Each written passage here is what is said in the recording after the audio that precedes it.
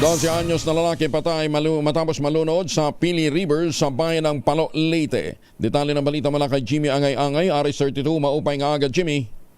Isang 12 anyos na lalaki patay matapos malunod sa Pili River, bayan ng Palo, Leyte.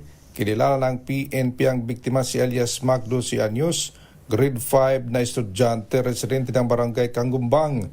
Nangyari ang insidente alas 10 ng umaga sa Pili River, barangay Kangumbang, Palo, Leyte. Sa investigasyon ng PNP, bago insidente ang biktima, nagmamali ng bisikleta kasamang dalawang kaibigan nito na mga minor de edad. Pagdating sa Pili River, ang biktima ay bumaba sa kanyang minamaniyong bike at nagubad ng damit sabay sa paglakad sa tubig ilog para maligo.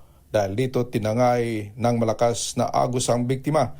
Nakahingi pa ng saklolo ang dalawang kaibigan nito at umabot sa 2 oras na nawalang biktima at 1 oras na pinaghanap.